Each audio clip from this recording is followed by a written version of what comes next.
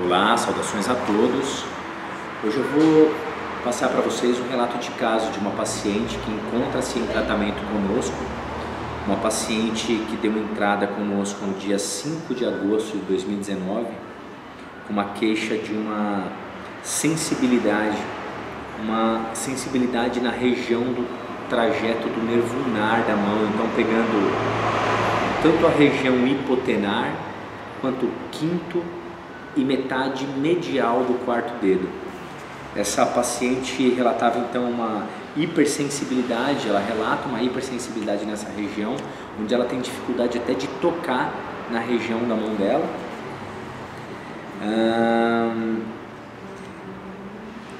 Esses sintomas se agravam pelo simples apoiar da mão na mesa. A paciente ela trabalha como caixa, o que dificulta para ela às vezes o próprio posicionamento para contar o dinheiro no caixa ou apoiar o membro superior sobre a bancada onde ela trabalha, gerando uma hipersensibilidade local. Essa paciente ela tem uma história de 5 anos desses sintomas, onde desde o início desses sintomas ela obteve uma melhora, porém já de uns 2 anos para cá o quadro dela evolui de forma estável, sem melhora do quadro, está estagnado o quadro dela. E a sensibilidade, a sensação que ela tem, a qualidade descrita é como se fosse um choque nessa região, principalmente quando se apoia, o que gera uma hipersensibilidade. Essa paciente teve o início dos sintomas dela em agosto de 2014, onde ela teve uma forte dor no ombro esquerdo durante a noite, e essa dor no dia seguinte evoluiu com uma parestesia na região da mão esquerda. Essa paciente então durante esse período passou com ortopedistas, neurologistas, onde após uma semana ela iniciou com sintomas da herpes zoster na região do rosto à direita. Foi realizado então um tratamento medicamentoso e atualmente ela evolui com essa neuralgia pós-herpética.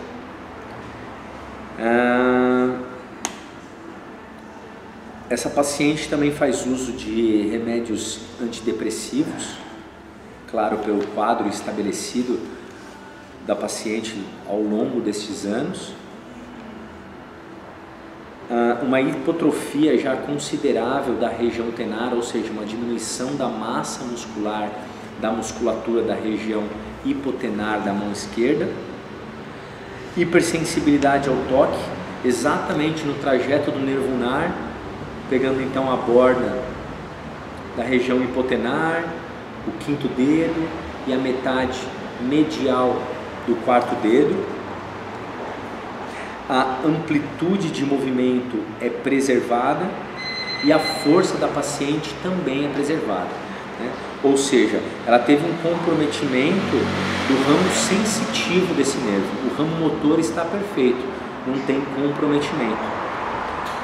Quando nós falamos pela hipotrofia muscular, provavelmente pelo desuso. Ela, devido à hipersensibilidade que ela tem, ela negligencia um pouco o uso dessa mão esquerda, exatamente para não sentir esses sintomas, essas sensações de hipersensibilidade, esse choque irradiado nessa região, okay?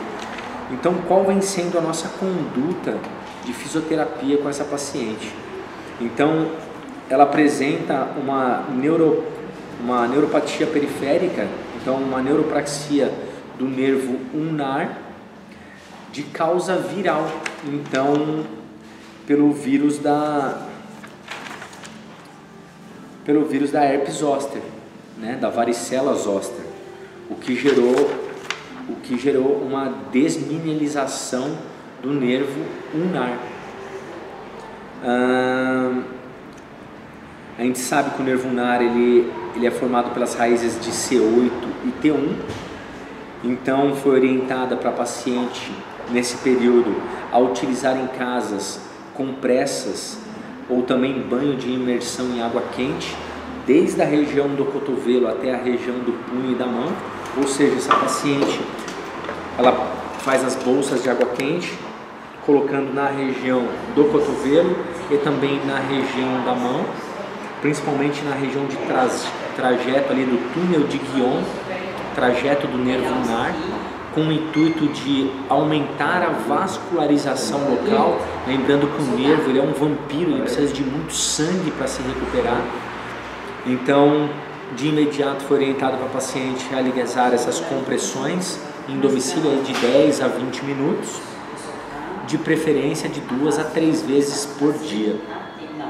Nós também utilizamos com a paciente aqui o uso do laser, o laser infravermelho na região do trajeto ulnar, trabalhando na região do túnel cubital, ou seja, entre o epicôndilo lateral e também o olecrano, por onde passa o nervo ulnar na região cubital, e também na região do túnel de Guion, entre o pisiforme e o âmulo do amato.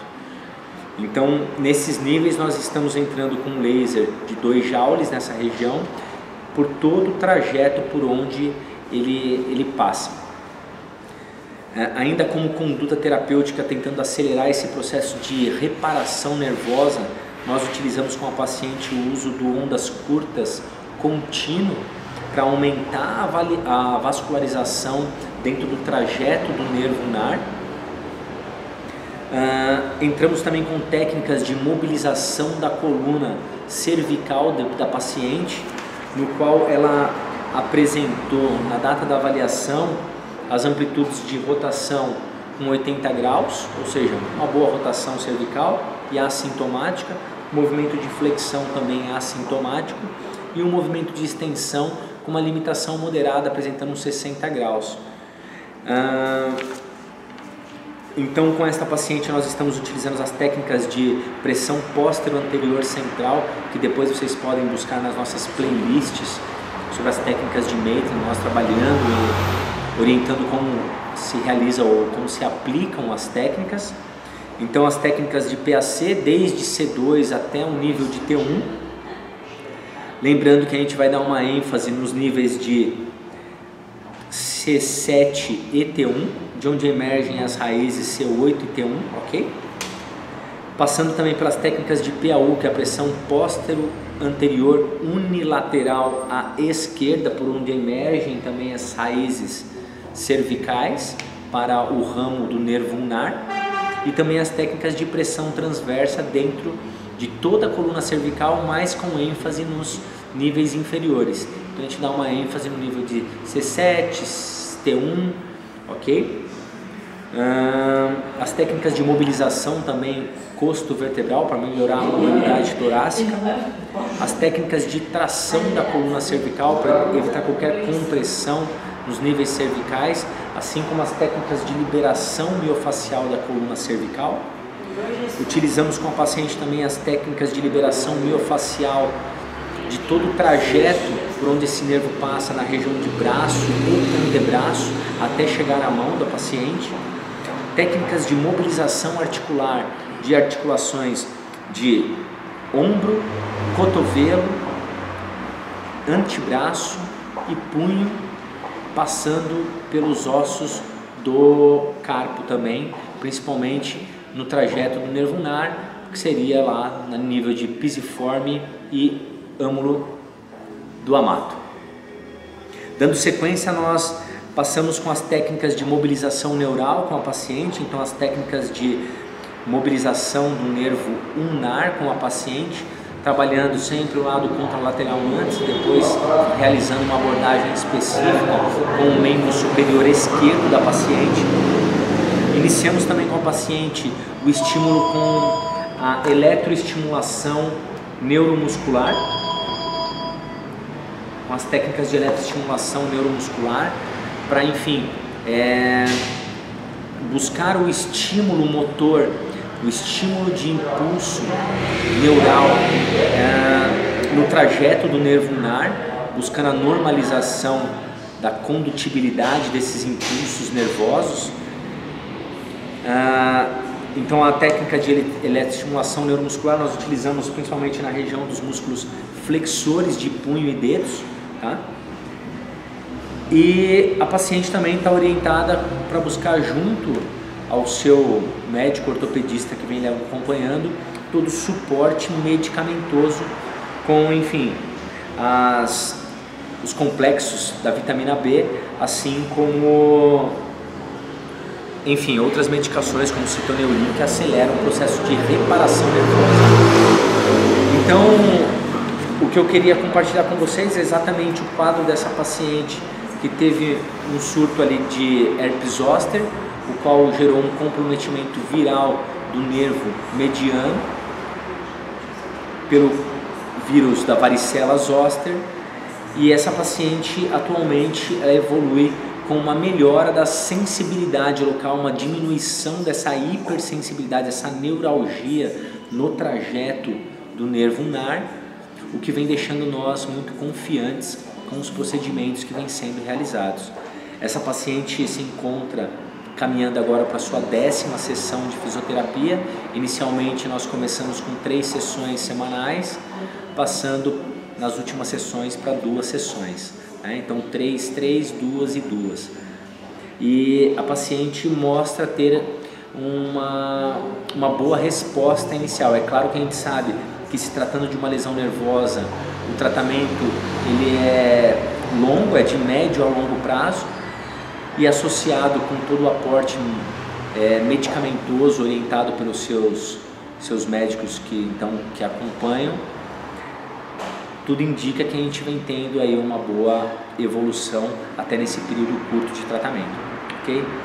Então, a paciente que deu entrada conosco no dia 5 de agosto e hoje nós nos encontramos no dia 2 de setembro, nós temos, dentro desse período de um mês, uma boa evolução clínica da paciente. E a ideia era realmente compartilhar com vocês toda essa evolução de um quadro de uma neuropatia periférica causada pelo vírus da herpes zoster, ok? Da varicela zoster. Deixo aqui então um grande abraço a todos. A quem não é inscrito, inscreva-se no nosso canal, deixe seus comentários e a gente se vê em breve.